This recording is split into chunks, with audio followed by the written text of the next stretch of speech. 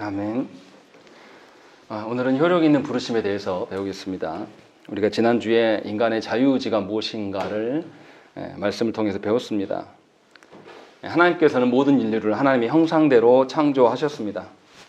그래서 사람들에게는 자유의지가 있는 것이죠. 그런데 하나님께서 자유의지를 주신 것은 하나님의 형상의 어떠함을 피조세계에 온전히 드러내게 하도록 하나님께서 자유를 주신 거죠. 하나님의 어떠하심을 피조세계에 반영할 수 있도록, 그렇게 살아갈 수 있도록 우리에게 자유의지를 주신 거예요. 그러함에도 불구하고 아담은 타락했습니다. 그래서 하나님의 본래의 의도, 본의를 상실했어요. 그래서 하나님의 형상으로서가 아니라 자신을 위한 존재가 되어버렸습니다. 그래서 자유에 대한 개념도 이제 달라진 것이죠. 하나님이 말씀하시는 자유의지가 아니라 자신이 주인 되는 자유의지로 이제 남용하기 시작했습니다. 이러한 영향이 현대인들 가운데 아주 팽배하게 드러나는 것이죠. 그래서 자유를 하나님의 뜻 안에서의 자유로 찾는 것이 아니라 무한한 자유로 여깁니다. 나에게 불편한 것이 있으면 하나님의 법도도 과감하게 버리고 하나님께서 정해놓으신 그 선 안에서 살고 기뻐하는 것이 아니라 하나님이 정해놓으시지 않은 그 바깥의 영역을 꿈꾸며 소망하는 것이 우리들의 모습인 것입니다. 그래서 우리 시대에는 금기가 없어요. 하나님께서 정해놓으신 어떤 그 영역이 아니라 거기서 넘어설 수 있는 모든 것이 인간의 권한이다라고 생각을 한 것이죠. 그래서 인간에게 남성과 여성의 개념도 사라진 것이고 이제는 인간이 정하면 되는 그런 시대가 된 겁니다. 본인이 남성으로 태어났어도 여성이고 싶으면 여성으로 바꾸면 되는 것이고 여성으로 태어났어도 남성으로 바꾸면 된다라는 것이 우리 시대의 모든 사람들의 생각이에요. 동성애만 하는 자들만을 말하는 것이 아니라 우리 역시도 똑같은 생각을 갖고 있다는 것입니다. 그래서 하나님께서 처음 주셨던 가정의 모습을 우리가 꿈꾸지 않아요. 그냥 내가 만족하는 것을 꿈꾸고 또 하나님께서 우리를 교회되게 부르셨는데 우리 시대의 교회는 복음을 위한 교회인가 우리 만족을 위한 교회인가를 구별하지 못합니다. 그래서 교회가 복음을 말하지 않고 어느샌가 치유를 말하고 상담을 말하는 교회가 되어버렸습니다. 완전히 인본주의에 찌들려서 사람의 문제를 해결해 주는 것이 교회다라고 우리는 많이 둔갑해서 남용하는 것이죠. 그래서 하나님께 순종하기보다는 하나님이 창조하신 목적을 발현하기보다는 내 만족과 내 목적 달성을 위하여서 존재하는 것이 교회다라고 보는 것입니다. 이것은 다 타락한 자유의지가 어떠한 결과를 보여주는가가 우리에게 드러나는 것입니다. 그래서 루터는 사람에게 자유의지는 없다. 원래부터 노예의지였다. 죄를 향해 가 있고 죄만을 향해서 살아간다라고 이야기를 했습니다. 칼빈 선생도 우리에게 있는 자유의지를 자유라고 말할 수가 없다. 언제나 죄로 향해 있고 그런 죄를 향해 있는 의지이기 때문에 우리는 타락한 의지지 자유의지인 적이 없다라고 분명하게 선언을 했습니다. 그러나 이것을 우리는 별로 그렇게 중요하게 여기지 않아요. 왜냐하면 여전히 자유에 대한 개념을 바꾸지 않기 때문인 것이죠. 그래서 우리가 원래 하나님께서 주셨던 자유의지는 하나님께서 주신 선물이에요. 우리가 마음대로 취득할 수 있는 그런 것이 아니라 선물로 주셨기 때문에 하나님께서 주신 생명과 우리의 호흡과 만물의 어떤 것들 다 이 모든 것들을 하나님 안에서 하나님 주신 조건 안에서 사용할 수 있는 그 자유를 말한 것이에요. 그래서 하나님께서 만들어주신 법을 쫓아서 하나님의 바라시는 일을 이루는 대로만 사용될 때 그때 우리의 의지가 자유롭게 드러낼 수가 있는 것입니다. 그렇기 때문에 사람은 우리 안에서의 선이 아니라 궁극적인 선이신 하나님의 어떠하심을 찾아야 되는 것이고 그러할 때에 하나님의 자유의지를 발휘할 수가 있는 것입니다. 예를 들면 이런 거예요. 애곡심이라고 하면 어떻습니까? 좋은 것입니까? 나쁜 것입니까? 애곡심 자체로는 뭐라고 말하기는 어렵지만 애곡심이 궁극적인 목적이 되면 나쁜 것입니다. 사랑도 마찬가지예요. 자식 사랑이 좋은 겁니까? 나쁜 겁니까? 좋다라고 많이 말합니다. 그러나 자식 사랑이 궁극적인 목적이면 악한 겁니다. 하나님이 계셔야 될 그 자리에 자식 사랑을 대체하는 것이고 하나님이 계실 그곳에 애곡심을 집어넣는 거예요. 그래서 태극기 들고 길바닥에 나가서 교회가 그런 일들을 하고 있는 겁니다. 이거는 하나님이 원하시는 자유의지가 아니라 자기가 주인된 타락한 본성을 드러내는 것입니다. 교회가 아니에요. 그런 자들을 향하여서 목사라 그러고 그런 자들을 향하여서 어떤 교회라고 불러주는 것 자체가 하나님의 이름에 수치를 가하는 것입니다. 그런데 우리 시대는 그런 자들이 버젓이 TV에 나오고 이것에 대해서 우리 어느 누구도 분노하지 않습니다. 합동총회도 반응하지 않다가 이제 총회장을 시비 걸고 넘어지니까 이제서 반응하는, 하나님의 이름이 진작에 더럽혀졌는데 목사님들이 그런 거에 신경 쓰지 않는다는 것입니다. 왜냐하면 자유의지가 교회 안에 바르게 세우지 않았다는 거예요. 그런 점에서 아주 심각합니다. 우리 시대는 그렇다는 것이죠. 그래서 분명하게 하나님이 우리의 궁극적인 목적이 되지 않으면 우리는 모두 다 하나님이 주신 것을 악하게 쓰는 노예의지의 근성을 갖고 있는 자들이다 라는 것을 지난주에 말씀을 드렸습니다. 그래서 우리가 창조 질서를 회복하는 것은 뭐냐면 하나님께서 주신 그 사명대로 돌아가는 거예요. 이것을 우리가 소명이라고 이야기합니다. 소명이 무슨 의미입니까? 하나님께서 세상을 창조하셨는데 창조하시는 그 원리대로 다시금 우리가 살아가는 거예요. 그러니까 소명은 어떤 목사가 되고 뭐 이런 게 아니라 일상생활에서 아주 작은 영역 안에서 하나님의 질서대로 회복해 하는 우리의 삶의 전반적인 그 영역을 소명이라고 말하는 것입니다. 예를 들어서 부부가 한 몸이 되는 것은 창조 질서에 따른 것이지만 서로의 만족이 궁극적인 목적이 되어버린다면 이것은 소명으로 부르신 자가 아니에요. 하나님이 정해놓으신 자리를 넘어서는 것입니다. 그래서 우리가 어떻습니까? 서로를 탐하다 보면 좋을 때는 좋지만 이 경계를 넘어서기 시작하면 죄악이 드러나는 것이고 이제 서로에게 염증을 느끼기 시작하는 것입니다. 이것이 사람의 말하는 사랑의 한계예요. 그래서 부부간의 존재됨도 이런 식으로 사랑이 궁극적인 목적이 되면 하나님의 자유의지를 주신 것을 남용하게 되고 하나님과 무관한 결과를 초래한다는 것입니다. 그래서 가정을 지키는 것도 하나님이 처음 주셨던 가정의 원리대로 돌아가야 되는 것이고 자녀를 지켜가는 것도 하나님이 자녀를 어떻게 가꿔야 될 것인가에 대해서 가르침에 그것에 근거해야 된다는 것입니다. 그래서 분명하게 인간의 한계가 있음을 우리가 분명히 인정할 줄 알아야 돼요. 그러나 하나님께서는 우리 인간의 한계를 그냥 내버려 두시지 않았습니다. 분명히 그리스도를 통하여서 이 모든 것을 해결하시기를 약속하셨고 창조의 원래 목적대로 회복하도록 우리를 이끄셨어요. 이러할 때에 그리스도 안에 있을 때에 드디어 우리가 우리의 합당한 자유의지를 발현할 수가 있는 것입니다. 그리스도 안에 있다는 것은 무엇입니까? 오늘 말씀에 나와 있는 것처럼 말씀과 성령을 통하여서 그리스도가 누구며 그리스도를 통하여서 하나됨의 삶이 무엇인가를 깨닫게 하시고 알리겠다라고 분명하게 말씀했다는 것입니다. 그러니까 예수 믿는 자들은 말씀과 성령이 있는 곳에 머물기를 소망하는 것이 당연한 거예요.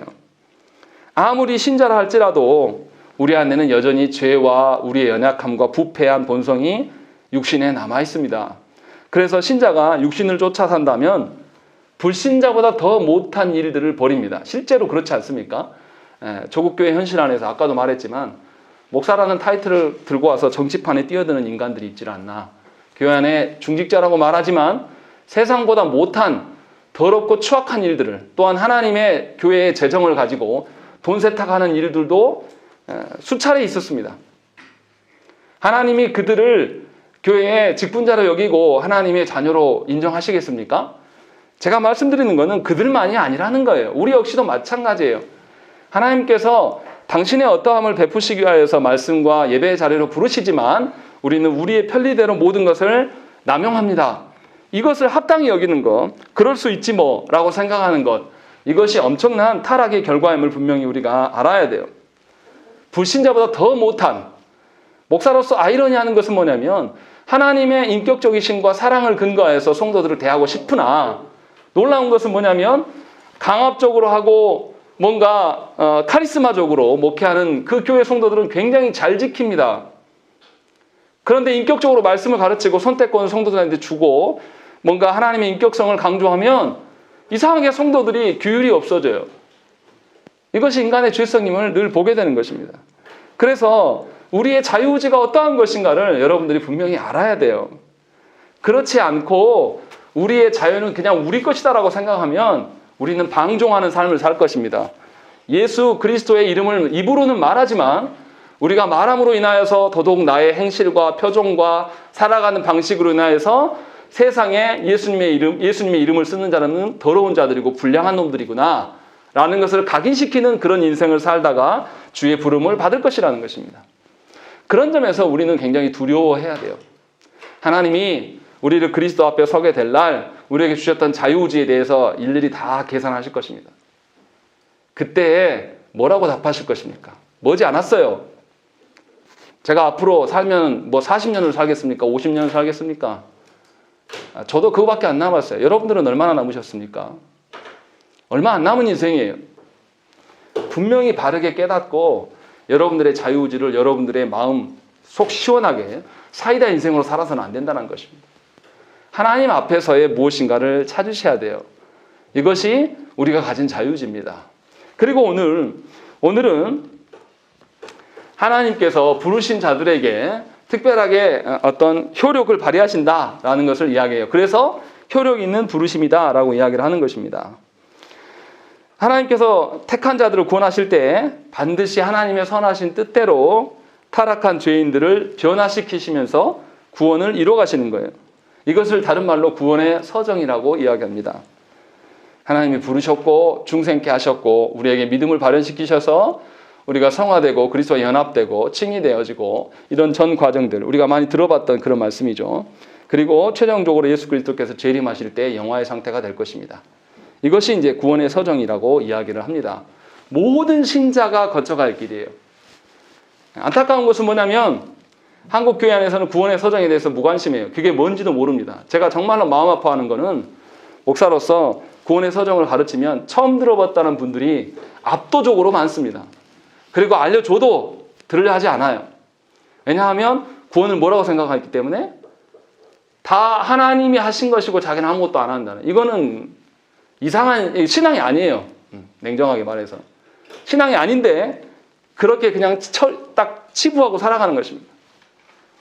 그렇기 때문에 삶에서 하나님의 구원이 나에게 어떤 영향을 주고 또 삼위 하나님께서 구원을 위해서 무엇을 하셨는가를 잘 모릅니다. 그러니까 구원의 가치가 떨어지는 거죠. 현저하게. 어떻습니까? 아파트 값이 계속 오르잖아요. 그러니까 아파트 가치에 대해서 우리가 더 번쩍번쩍 눈을 뜨고 쳐다보는 것이죠. 제일 허망한 것이 저는 비트코인 같아요. 제가 잘 몰라서 하는 소리인지 모르겠는데 올랐다 내렸다가 정말로 막 난리를 칩니다. 비트코인으로 결제하게 하겠다라고 했던 그 미국의 CEO도 단기간에 차익을 엄청나게 많은 수익을 남겼죠. 밑에 있는 개미들만 주고 나가는 거죠. 그것이 가치 있는 것처럼 여기면서 허상일 수도 있는데 그것에게 투자하는 것들이 우리의 현실의 20대들의 모습입니다. 제가 무슨 말씀하려고 이렇게 이야기하냐면 구원이라는 것이 우리에게 허상이 되어서는 안 된다는 것입니다. 구원의 서정이 모든 신자가 알아야 될 그냥 가장 기본적인 것인데 너무나 안타까운 것은 이 구원의 서정에 대해서 우리는 전혀 모른다는 거예요. 그러니 신자됨의 기쁨과 신자됨의 만족이 무엇인지 알 수가 없어요. 웨스트민스터 신앙고백서에서는 이것을 이야기를 합니다. 그래서 구원의 서정에 대해서 이야기하기 전에 오늘은 구원의 서정 효력 있는 부르심을 이야기할 건데요. 첫 단계입니다. 그 뒤에 계속 중생이 뭐고 다 이야기를 할 거예요. 그런데 그 이야기하기 전에 구원의 서정 들어갈 때 구원의 서정에 대해서 가장 오해하는 것이 있어요. 구원의 서정을 그냥 기계적으로 논리적인 순서처럼 생각하는 사람들이 교회 안에 참 많습니다. 그것도 구원의 서정 아는 사람들이 마치 하나님께서 택한 백성들에게는 자동적으로 그 과정이 이루어지는 것처럼 생각을 해요. 내가 예수 믿어서 말씀을 통해서 부르심을 받았고 성령님이 역사하셔서 중생했고 내가 마음을 돌이켜서 회심하였고 그래서 칭의가 되고 이거 그냥 가만히 있으면 되는 걸로 생각해요. 성화된 삶도 그냥 내버려 두면 되는 건 줄 압니다. 그냥 예수님 오시면 우리가 자동적으로 나 예수 믿었고 몇 년도부터 내가 교회 안에 있었으니까 그냥 바로 영화 상태로 될 것 같습니까? 그런 게 아니에요. 그런데 않는데 많은 성도들이 그냥 자동적으로 되는 줄 알아요. 그냥 가만히 있으면 칭의 받고 그리스도에 연합되고 그리스도의 그 자녀됨으로 살아가고 뭐 이렇게 되는 건 줄 안단 말이죠. 이런 신앙을 갖고 있는 사람들이 교회 안에 참으로 많습니다. 그래서 구원의 어떠함을 배우려고 하지 않습니다. 가르쳐줘도 알려고 하지 않아요. 듣고 싶어 하지 않습니다.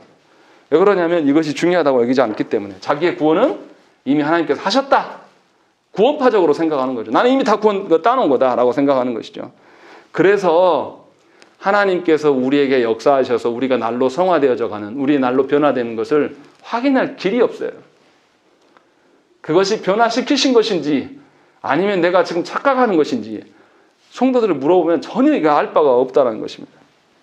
그래서 성령의 사역이 뭔지를 모릅니다. 그래서 한국교회 성도들은 성령 이야기하면 신비적인 이야기하고 있어요. 기가 막힙니다. 참 이게 교회인가 싶어요, 저는. 하나님께서 분명히 성경에서 수차례, 제가 지어낸 게 아니라 예수께서도 말씀과 성령으로 당신의 자녀들을 부르신다. 그리고 성령은 말씀을 깨닫게 하시는 사역이다라고 말을 하셨으나 어느 누구도 믿지 않습니다. 그냥 신비적인 어떤 나타남을 성령이라고 이야기를 해버려요. 그리고 심지어 어떤 분들은 능력을 이야기할 때 성령을 이야기합니다. 이거 참 개탄스러워요. 이것이 한국교회의 현 실정입니다. 아주 형편이 없어요. 성령을 모르면 성자 예수 그리스도에 대해 이해할 수가 없습니다. 성자 예수 그리스도가 왜 이 땅에 오셨고 무슨 고난을 당하셨는가 아무런 의미가 없어요. 잘 깨닫지 못하기 때문에. 또 성자와 성령을 모르는데 성부 하나님의 계획하신 사랑을 어떻게 합니까? 그 사람이 말하는 사랑은 인간적인 사랑이에요. 그 사람이 말하는 정서는 인간적인 정서예요. 그 사람이 말하는 것은 다른 종교에서 말하는 똑같은 것을 이야기를 하고 있는 겁니다. 그래서 분명히 저와 여러분들이 생각을 해보세요. 우리의 개혁자들이, 우리의 선배들이 왜 순서들을 자유의지를 이야기하고 타락한 우리의 의지를 이야기한 다음에 구원의 여정을 이야기하겠습니까? 타락한 우리 의지로는 구원에 대해서 아는 바가 알 수가 없어요. 그래서 구원을 이야기하기에 앞서서 우리가 어떤 존재인가를 밝혀주는 거예요. 그리고 나서 하나님께서 구원의 서정을 우리에게 베푸셨다라는 거예요. 그러면 우리가 하나님의 그 사역, 삼위 하나님께서 구원을 위하여서 어떻게 일하시고 사역하셨는가, 그것을 알아보고 하는 것은 당연한 거예요. 이것이 모든 신자에게 그냥 기본적으로 되어 있어야 돼요. 수십 년 예수 믿었는데 아직도 모른다? 여러분들 자녀 초등학교 6년 보냈는데 글씨도 못 읽어요. 그럼 여러분들 보냅니까? 그 학교 안 보낼 거 아닙니까? 예수 믿은 지가 지금 몇 년인데 아직도 이것을 관심 놓고 모른다는 것은 이상한 겁니다. 아주 심각한 거예요. 그래서 분명하게 우리가 구원의 서정을 바르게 알아야 돼요. 그래서 우리의 신앙 고백서에서도 이 이야기를 하고 있는 겁니다. 이 말씀을 듣는 대상들이 누구였냐면 우리보다 더 문맹률이 높았던 시대의 사람들이에요. 어려운 말씀이 아니란 말이에요. 교리라고 해서 어렵고 복잡한 말씀이 아니라 하나님께서 깨닫게 해주시는 말씀이라는 것이죠. 그래서 우리가 알아야 될 것이 구원의 전 과정이에요. 제일 먼저 알아야 될 것은 뭐냐면 구원의 모든 과정은 하나님이 주도적으로 사역하신다는 것이죠. 성부께서 성자를 그리스도로 우리에게 보내셨습니다. 그리고 그리스도께서 성부의 뜻을 쫓아서 구원의 모든 일들을 성취하셨어요. 이루셨어요. 그리고 성자께서 이루신 구원을 성령께서 우리에게 적용시키십니다. 여기에서 어느 것도 사람의 노력과 공로가 들어가지 않아요. 온전히 삼위 하나님의 그 일하심으로 말미암아 우리에게 구원이 베풀어지고 그 은총을 우리에게 누리도록 하셨다란 말이죠. 그래서 우리는 하나님이 정해놓으신 그 영역 안에서 순종함으로 복된 삶을 살아가기 위해서는 반드시 삼위 하나님의 사역을 알아야 됩니다. 이해할 필요가 있어요. 그래서 칼빈 선생도 뭐라고 그랬냐면 신자가 그리스도의 은혜를 얻는 방법은 그리스도께서 우리 안에 계시는 것이고 우리가 그분과 연합되는 것이다 라고 분명하게 말했어요. 우리가 그리스도 안에 있다는 말은 말씀대로 살아가는 것이고 말씀의 어떠함을 아는 거예요. 그것을 이야기하는 거죠. 소요리문답 30문에서 똑같은 이야기를 합니다. 그리스도의 값주고 구속을 성령께서 우리에게 어떻게 적용하십니까? 성령께서 효력 있는 부르심으로 우리 안에 믿음을 일으키시어 우리를 그리스도와 연합하게 하심으로 그리스도의 값주고 사신 구속을 우리에게 적용하십니다 라고 되어 있습니다. 그러니까 우리의 공로가 아니라 성령 하나님의 사역이다라고 분명하게 이야기를 하고 있는 것입니다. 그래서 이제 1항 이야기를 할 텐데요. 1항에서는 효력 있는 부르심의 기본적인 사항 두 가지를 이야기를 합니다. 첫 번째는 뭐냐면 하나님께서 구원의 여정을 펼치시는데 처음에 뭐라고 되어 있습니까? 첫 번째 줄 봐보세요. 하나님이 생명에 이르도록 예정하신 모든 사람을 그리고 하나님은 자기가 정하시고 인정하신 때에 그들만을 자신의 말씀과 성령으로 효과적으로 부르신다라고 되어 있습니다. 누가 주도권을 쥐고 계십니까? 하나님께서 주고 계신다라는 것입니다. 하나님이 예정하신 사람들에게만 또 하나님이 정하신 때에 성령과 말씀으로 역사하신다는 것입니다. 우리 방식대로 우리가 기대하시는 대로 구원이 되는 게 아니에요. 과거에 몇 년 동안 교회 안에 있었기 때문에 그 자녀는 하나님 자녀다? 아닙니다. 누가 그래요? 돌아오지 않는 자녀가 있는데 그 자녀를 위해서 우리가 빌고 헌금해주면 그 자녀가 돌아옵니까? 아니라니까요. 우리가 기도해야 될 것은 그 영혼이 성령 하나님의 효과적인 부르심에 반응할 수 있는 기회를 달라고 부를 수는 있겠으나 내가 대신 기도해줬고 내가 100일 기도하고 1000일 기도를 한다고 해서 그 영혼이 돌아오는 게 아니에요. 구원에 대해서 엄청난 착각을 갖고 있기 때문에 그런 식으로 자녀들이 돌아올 것이다, 누가 돌아올 것이다 라고 생각한다는 거죠. 아니다라고 분명하게 이야기를 하고 있는 거예요. 결코 그렇지 않다. 성령 하나님께서 일하시도록 하나님이 택하신 자들만 분명히 그럴 수 있다라고 이야기하는 거예요. 하나님이 주도권을 쥐고 계신다라는 걸 이야기하고, 두 번째는 효력 있는 부르심으로 말미암아 죄인들이 거듭나게 된다라고 이야기하는 것입니다. 하나님께서 예정된 자들에게 하나님의 주도권으로 구원을 베푸시는데 이 일들로 인하여서 택자들에게 변화가 생겨난다는 것입니다. 택자들에게 분명하게 말씀과 성령의 역사하심으로 말미암아서 변화들이 일어난다는 거죠. 근데 문제는 뭐냐면 우리는 택자가 누구인지 알지 못한다는 거죠. 오직 하나님만 아시는 거예요. 그런데도 많은 사람들이 아까도 말씀드린 것처럼 사람들이 무엇인가 마음을 결정해서 구원을 받아들이고 받아들이지 않는다라는 생각을 갖는 거예요. 그래서 전도하러 나가보면 무슨 멘트를 넣었는지 금방 알 수 있습니다. 아, 저 사람이 구원관이 이런 거구나라는 거. 가서 한국교회에서 흔히 했던 것들, 예전에 예수님 영접기도 하라고. 우리가 영접기도 하고 결단하면 됩니까? 구원 그런 거 아니에요. 사람 손에 있는 것처럼 자꾸 말하는데 그런 거 아니라고요. 예전에 영접기도 따라했으면 이제 구원 받았습니다. 누가 그렇게 구원이 이루어진다고 이야기합니까? 복음을 전하기 위한 방편으로서 한 것은 제가 알아요. 그 의도는 뭔지는 압니다. 그러나 그것은 큰 오해를 불러옵니다. 사람이 따라서 고백하고 뭐 하면 그냥 자동적으로 구원되어지고 성화되어지는 게 아니라는 것이죠. 분명하게 하나님의 어떠하심 속에 있어야 돼요. 우리 이거 당연히 늘 경험하지 않습니까? 동일한 말씀을 들었는데 사람들이 어때요? 그 말씀에 반응하는 자가 있고 반응하지 않는 자가 있어요. 왜 이런 일들이 일어납니까? 사람의 노력이라면 다 반응해야죠. 그렇지 않습니까? 계속해서 반복적으로 들려주면 우리도 영어도 그렇지 않습니까? 잘 영어 못하는 아이도 미국에 데려다 놓고 살면 그 아이가 영어 합니까? 못합니까? 하게 돼 있어요. 반복적으로 계속 듣고 있다면. 복음이 과연 그런 것입니까? 그렇지 않아요.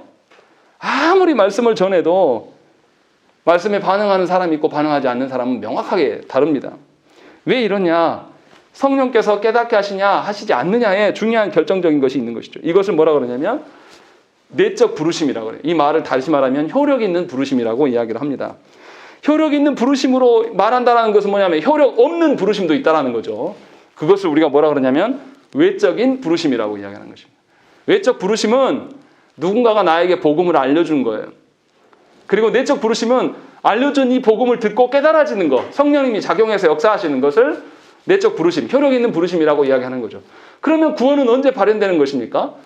효력 있는 부르심이 있을 때에 구원이 작동되는 거예요. 다만 우리는 뭐 해야 됩니까? 어느 누구도 복음을 못 들었다는 소리를 못 듣게 하기 위하여서 모든 이들에게 복음을 전해야 하는 외적 부르심을 전파해야 될 의무는 우리에게 있어요.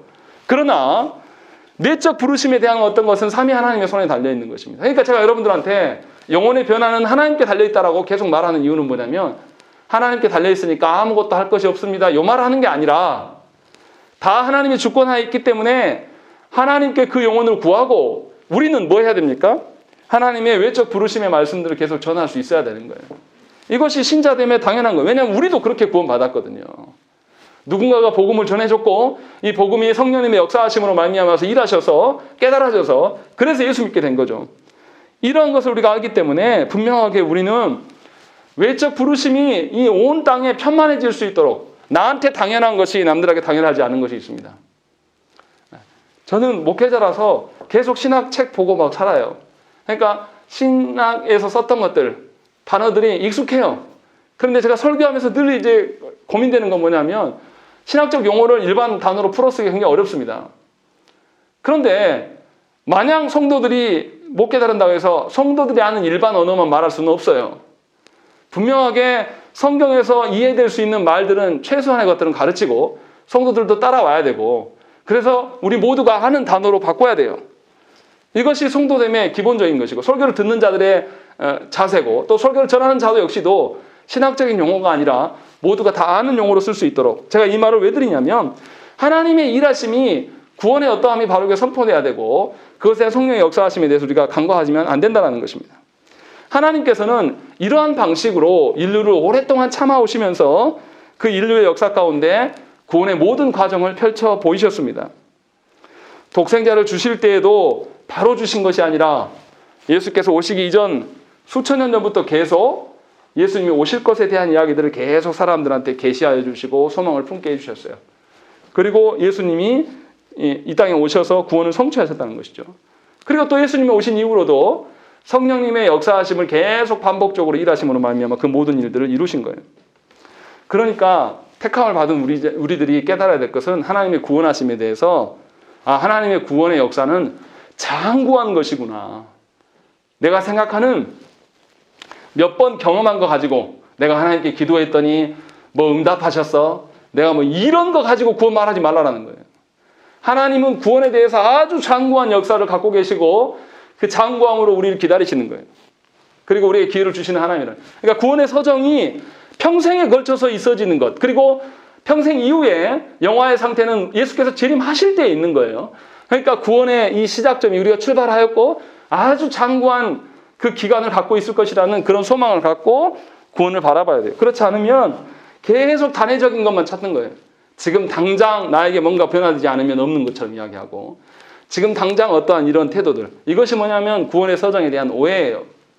이 부분에 대해서 우리가 분명히 바르게 알아야 된다는 것입니다. 그래서 택함 받은 자들은 단회적이고 지금 즉시 변화되는 그런 게 아니라 그리스도 안에서 점진적인 변화됨을 소망하는 것이 정상입니다. 뭐 그런 거 있잖아요. 은사주의자들이 흔히 하는 말, 기도했더니 영어 한마디도 못했던 자매가 응답 받은 뒤로 갑자기 영어를 하게 됐다고. 있으면 한번 데려와 보세요. 그런 거 없습니다.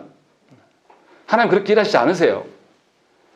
자꾸 그런 식의 논리를 피니까 성도들이 현혹되는 겁니다. 당장에 내 삶의 변화가 일어나지 않는 것보다 더 악한 건 뭐냐면 하나님이 변화될 수 있는 많은 것을 제공하는데 변화되지 않는 내가 더 질기고 악한 거예요. 이런 나를 다루시는 하나님이 구원을 인격적으로 다루시기 때문에 장구한 구원의 역사를 보는 거란 말이죠. 그러니까 신자들의 태도는 어떻겠습니까? 단박에 뭔가 되는 것이 아니라 장구한 역사 가운데 나의 작은 부분들을 하나 둘씩 하나님 앞에 엎드리면서 계속 자복하면서 나가는 거예요. 이러한 관념이 없기 때문에 구원을 아주 쉽게 생각한단 말이에요. 본인이 결정한 것처럼. 예수 믿습니까? 믿습니다. 끝. 그러니까 예수 믿는다라고 한 사람이 하나님 앞에서 어떻게 사는 방법을 전혀 몰라요. 말도 안 되는 소리를 하고 있는 거예요. 어디 성경에 성공 이야기가 있습니까? 어디 예수 믿는 사람이 아들 낳게 해주는 그런 기회가 어디 있어요, 본문에? 그런 거를 강단에서 이야기한단 말이에요. 또 성도들도 그렇게 될 줄 알고 믿고 있고. 이것은 구원에 대해서 큰 오류를 갖고 있는 거예요. 분명히 우리의 신앙 선배들은 아니라고 이야기를 처음부터 이야기를 하는 거예요. 하나님의 택함에 대한 것이고 장구한 구원의 역사 가운데 있기 때문에 신자가 바른 지식에 근거하여서 자신의 정서가 하나님에게 보시기에 합당한 정서가, 자기의 이성이 하나님 보시기에 합당한 이성의 변화가, 자기의 의지가 전에는 사람들 앞에서 하는 의지였는데 이제는 큰 하나님 앞에서, 속일 수 없는 하나님 앞에서 있기 때문에 나의 의지가 하나님의 의지로 견주어 봐야 되는 그런 식의 변화들을 소망하는 것이 신자에게 당연하게 있어야 된다라는 것을 1항에서 이야기를 하는 겁니다. 여러분들도 그 구원에 대한 태도를 바꾸셔야 됩니다. 그냥 아주 쉽게 그냥 아무런 노력도 없이 그냥 가만히 있으면 되는 게 아니에요. 우리는 그런 식으로 늘 신앙생활을 해왔습니다. 아무것도 하지 않아도 되고 그냥 못해도 그만이고 우리의 연약함으로 항상 뭔가 하나님께 얻어들일 일 있으면 하나님 우리 약해요. 하나님이 심판하시지 않는 하나님이 아니에요. 분명히 심판하십니다. 그렇기 때문에 구원에 대한 우리의 태도들, 하나님이 주관하시기 때문에, 하나님이 주관하시면 하나님이 주관하시는 구원의 특성대로 우리가 대해야 돼요. 그래서 장구한 구원의 어떠함을 봐야 되고 하나님 앞에서 지속성이 필요한 거예요. 또 하나님이 주도해서 이끄시기 때문에 우리가 주도권을 쥐는 게 아니라 하나님께 우리 자신을 내어줘야 된다라는 것을 1항에서 이야기를 하고 있는 겁니다. 그리고 2항에서는 효과적인 부르심은 사람에게 어떠한 권한이 전혀 없다라는 것을 이야기를 하고 있습니다. 하나님의 단독 사역이지 사람의 협력이 필요하지 않는다라는 것입니다. 교회 안에 개혁주의자들 안에 알미니안이라는 사람들이 있었어요. 알미니안들은 어떻게 했냐면 하나님이 구원을 베푸시면 그 구원의 베푸심을 사람이 받기도 하고 거절할 수도 있다고 생각을 한 거였어요. 아무리 하나님 구원을 베푸셔도 사람이 거절하면 안 된다라고 주장한 것이죠. 그러나 우리는 분명하게 하나님께서 우리에게 은혜를 베푸시면 우리가 저항할 수 있습니까? 저항할 수 있는 사람이 아니에요. 그래서 요셉이 오늘 말씀에서 어땠습니까? 저항할 수 없어서 눈물이 터진 거예요. 울음이 나온 거죠. 그런 것처럼 하나님의 은혜를 베푸시는 것은 하나님의 주권적인 사역이고 이 효과적인 부르심에는 사람의 동의가 필요치 않아요. 그러면 이제 물어볼 수 있습니다. 그러면 그게 뭐가 인격적입니까? 강압적이고 기계적인 거 아닙니까? 라고 물어볼 수 있어요. 근데 그게 아니라 하나님의 역사하심 앞에서 우리가 깨져버릴 수밖에 없는 거예요. 감동되어질 수밖에 없는 거예요. 하나님의 역사하심 앞에서 저항하면서 변화되지 않는 인간은 하나도 없어요. 하나님께서 그렇게 우리를 바꾸시고 난 이후에 우리 안에 구원이란 믿음이 무엇인가가 생겨나는 겁니다. 성령의 역사하심으로 인해서 중생이 있는 자에게 믿음이 생겨나는 것이. 우리는 믿음을 내가 결단해서 생겼다라고 착각하는데 그것은 아미니안적인 사고로 성령께서 우리를 중생케 하셨기 때문에 우리 안에 믿음이 생겨난 거죠. 그래서 칼빈은 불가항력적 은혜라는 것을 강조했었습니다. 그래서 분명하게 사람이 결단하는 것이 아니라 결단케 하시는 하나님이 먼저 성령님께서 일하셨기 때문에 사람이 결단하게 된 것이고 그것으로 인하여서 예수 그리스도를 믿는 마음이 생겨난 것입니다. 그래서 구원이라는 것은 내가 하나님께 붙들려 가는 것이지 하나님이 나에게 맞춰주는 것이 절대 아니에요. 착각하면 안 된다는 것이죠. 그래서 구원받은 이후의 신자가 하나님의 은혜로 사는 것은 내 뜻대로 사는 것이 아니라 누구 뜻대로 사는 것입니까? 하나님의 뜻대로 사는 것입니다. 그래서 하나님의 뜻을 알기 위해서 기도하는 것입니다. 내 마음대로 사는 것이 아니라 하나님의 은혜 가운데 거하기를 소망하면서 그래서 분명하게 중생은 성령님의 역사하심이죠. 중생은 믿음보다 먼저 앞섭니다. 사람의 선택권이 아니라는 것이죠. 믿음을 갖기 위해서는 반드시 성령께서 역사하셔야 돼요. 내가 결정하고 내가 믿습니다. 한다고 해서 믿음이 생기는 게 아니란 말이에요. 한국교회에서 맨날 그랬잖아요. 조영기 목사가 믿습니까? 하면 성도들이 아멘. 그렇게 하면 믿음이 생긴다고 착각한 거예요. 그게 아니고 성령께서 역사하시는 자에게 믿음이 발현되는 것입니다. 그래서 오늘 말씀에 그게 나와 있어요. 요한복음 3장 5절 7절 말씀 보시면 진실로 내게 이르노니 사람이 물과 성령으로 나지 아니하면 하나님 나라에 들어갈 수 없다라고 되어 있습니다. 분명하게 여기서 물은 씻겨짐, 예수 그리스도의 죄사함을 이야기하는 것이죠. 예수 그리스도의 죄사함과 성령의 역사하심 없이는 하나님 나라에 결코 들어갈 수 없다라고 분명하게 선언하는 거예요. 그런데 6절을 보시면 육으로 난 것은 육이요 영으로 난 것은 영이니라 라고 되어 있는 것이죠. 육적인 삶을 살아가는 자들은 자신의 손안에 모든 것이 있다라고 생각하는 거죠. 그렇지 않다라고 분명히 영과 육에 대한 다름을 이야기하는 것이죠. 7절에 내가 네게 거듭나야 하겠다 하는 말을 놀랍게 여기지 말라라고 되어 있습니다. 우리가 읽지 않았지만 바람이 임으로 불매 네가 그 소리를 들어도 어디서 와서 어디로 가는지 알지 못하나니 성령으로 나는 사람도 다 그러하니라. 하나님의 택함으로 말미암아서 우리에게 구원이 있다라는 것을 이야기하는 거예요. 그러니까 구원은 전적인 하나님의 은혜예요. 우리의 어떤 노력과 공로가 아니란 말이에요. 그러니까 여러분들이 자녀들을 위해서 기도할 때 조심해야 될 것은 성령께서 그 자녀에게 역사해 주시기를 구하는 것은 좋아요. 그러나 여러분들이 몇 시간을 기도했고 몇 시간을 노력했고 아무 필요 없습니다. 그렇게 기도할 시간이면 차라리 자녀에게 가서 복음을 알려주세요. 예수님이 누구고 성령님이 무엇을 하셨고 못 알려주겠으면 옆에서 그냥 성경이라도 크게 읽으세요. 못하겠으면 그거라도 하라는 거죠. 그것이 합당한 구원에 대한 우리의 바른 태도예요. 교회 가자고 하는 게 전도하는 게 아니에요. 그것은 복음이 아닙니다. 삼위 하나님이 누구신가를 알려야 되는 것이 우리의 의무이고 사명이에요. 그리고 그 영혼에게 성령님의 역사하심을 구해야지. 성령님의 역사하심, 우리는 아무것도 외적인 부르심도 제공하지 않으면서 성령의 역사하심만을 구하는 것은 교만입니다. 하나님 그렇게 하시지 않고 말씀과 성령으로 부르시겠다고 약속하셨는데, 그래서 분명히 우리가 알아들어야 되는 것이죠. 그리고 사망에서는 이제 그렇다면 하나님의 반응할 수 없는 자들은 어떻게 해야 되냐라는 것들, 분명히 유아들에 대한 이야기를 합니다. 왜 이 유아들에 대한 이야기가 나오냐면, 옛날에는 자녀가 태어나면 어떻습니까? 지금은 유아 사망률이 거의 없어요. 그런데 옛날에는 어땠습니까? 낳았다가 죽고 낳고 얼마 안 돼서 많이 죽어버려요. 그래서 우리 선조들도 그랬잖아요. 아이들은 막 3살, 4살 될 때까지 출생신고를 안 해요. 죽을 수도 있으니까. 그리고 또 아이들을 이름도 잘 안 정해줍니다. 막 개똥이, 소똥이 대충 부른 거예요. 왜냐하면 죽을 수도 있으니까. 그만큼 유아 사망률이 높았습니다. 예전에는.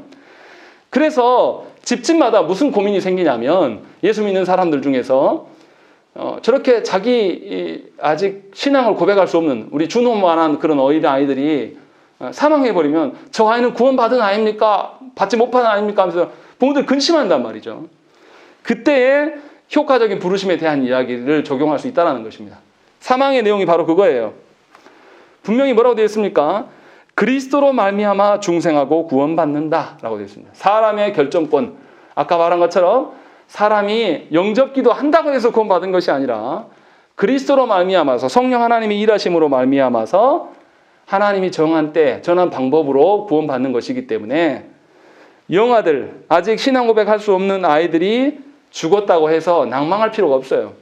하나님의 주권하에 있었다라고 인정하면서 소망을 품어야 될 것들을 이야기를 하고 있는 것입니다. 도르트 신조에서도 이렇게 되어 있어요. 우리는 하나님의 말씀으로부터 하나님의 뜻에 관하여 판단하여야 하는데, 하나님의 말씀은 믿는 자의 자녀는 본성으로서가 아니라 그들이 부모와 함께 속한 은혜 언약 때문에 거룩하다고 선언한다. 그러므로 하나님을 경외하는 부모들은 하나님께서 어릴 때 이 생에서 불러가시는 그들의 자녀의 선택과 구원을 의심하지 말아야 한다라고 정리하고 있는 것입니다. 우리가 모세에게 아브라함에게 하나님께서 할례를 시행할 때 어떻게 했습니까? 남자들에게만 시행했지만 그 할례의 그 영향권은 여자들에게도 다 적용된 겁니다. 이게 무슨 말이에요? 하나님의 언약 백성 안에 있었다라는 것은 하나님의 택함에 있는 것으로 간주하고, 하나님의 선택하심에 대해서 우리가 의심할 필요가 없어요. 저 유아들이 죽는 거 말고요, 성인들 중에서 애매하게 죽는 분들이 있어요. 죽기 전에 나 예수 믿을라요 하면서 병상에서 예수 영접 기도하고 5분 만에 돌아가신 분들도 있단 말이에요. 그럼 그분을 보면서 신학적으로 저분이 저 믿은 거야 안 믿은 거야 이거 따질 필요 없다라는 거예요. 하나님이 주권하에 있는 거예요. 그분이 죽기 전에 정말로 죽음의 고통이 놓여있기 때문에, 그 사망의 공포 때문에 예수님을 찾은 거라면 구원 못 받을 수 있는 거죠. 그러나 하나님의 은혜로 말미암아 성령께서 역사하셔서 그 영혼이 진심으로 하나님을 찾은 거라면 하나님의 주권적인 은혜로 구원받을 수 있어요. 그런데 우리가 그것을 알려고 할 필요가 없는 거예요. 다만 우리는 성경대로 하나님의 주권적인 선택에 맡겨드리면서 우리가 불안해할 필요가 없다라고 분명하게 이야기를 하고 있는 겁니다. 이것이 왜 중요합니까? 하나님의 주권을 인정해 드리는 것에 대한 여지를 남겨놔야 돼요. 우리의 선택권이고 우리가 보기에 어떠함으로 모든 것을 판단해서는 안 된다는 것입니다. 그리고 영아들 말고도 또 어떤 사람들이 있습니까? 정신지체가 있는 불편한 분들, 이런 분들도 신앙 고백하기는 어렵죠. 그런데 그분들까지도 하나님이 어떻게 하신다는 거죠? 성령께서 역사하셔서 하나님의 때와 하나님의 방편대로 그들을 구원하신다는 것이죠. 그것에 대한 의심하지 말아요. 우리가 해야 될 것은 뭡니까? 성령께서 역사하실 것이라는 믿음을 갖고 그 영혼이 상태가 어떠든 말든 간에 그에게 뭐를 해야 됩니까? 복음을 증거해 줘야 돼요. 그가 알아먹을 수 있는 수준으로 노력해 가면서 지속적으로 계속 복음을 전해줘야 되는 것입니다. 이것도 안 전해주면서 하나님이 바꾸시기만 기다리는 것은 아주 교만한 태도입니다. 분명히 그것을 이야기를 하고 있는 것입니다. 그리고 사항에서는 불신자의 경우는 어떤가를 이제 밝히고 있어요. 분명하게 구원은 삼위 하나님의 능력 외에는 다른 방편이 없습니다. 뭐 그 사람이 뭐 얼마를 기부하고 얼마를 했다고 해서 구원이 뭐 더 그런 거 없습니다. 요즘에 언론들이 장난질을 해요.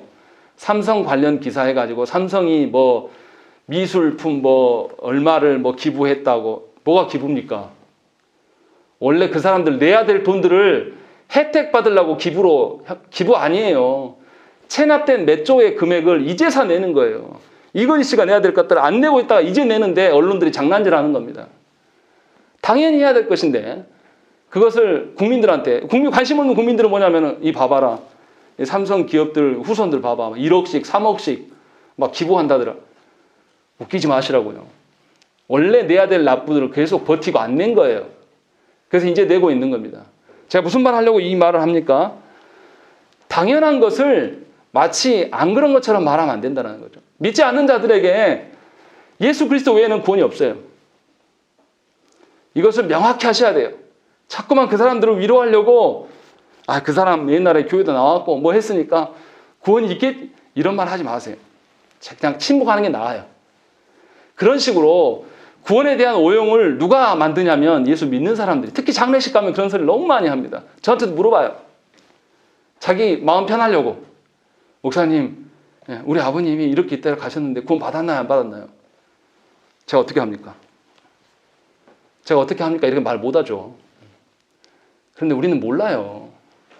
자꾸만 예수 그리스도를 인격적으로 영접하지 않은 사람을 마치 그런 것처럼 둔갑시키는 것은 하나님의 구원에 대한 큰 오해를 가져다 주는 겁니다. 교회가 늘 이렇게 해왔다라는 거예요. 그냥 침묵하는 게 차라리 그런 질문 받을 때는 하나님의 뜻대로 되었을 것입니다. 그렇게 말하는 게 제일 나아요. 하나님의 주권하에 있는 문제이기 때문에 우리가 염려할 필요 없고 우리가 하나님의 주권대로 살기를 남은 인생 그렇게 사십시다 하고 마무리하는 게 훨 나아요. 그게 아니고 자꾸만 복음이 어떠한 것을 훼손하면서 그 사람 위로하려고 천국 갔죠. 그분 보니까 얼굴이 막 훤해. 얼굴 훤하면 다 천국 갑니까? 그렇지 않아요. 그래서 하나님께서 주신 인생이 있을 때 내 정신이 또렷하고 말씀을 읽을 수 있을 때 또 복음을 받아들일 수 있을 때 열심을 내서 우리가 구원의 어떠함을 찾아가야 되는 거예요. 그래서 우리가 하나님께서 주신 우리에게 인생의 시간들을 주셨고 우리에게 인생의 힘들, 정력을 우리에게 주신 거예요.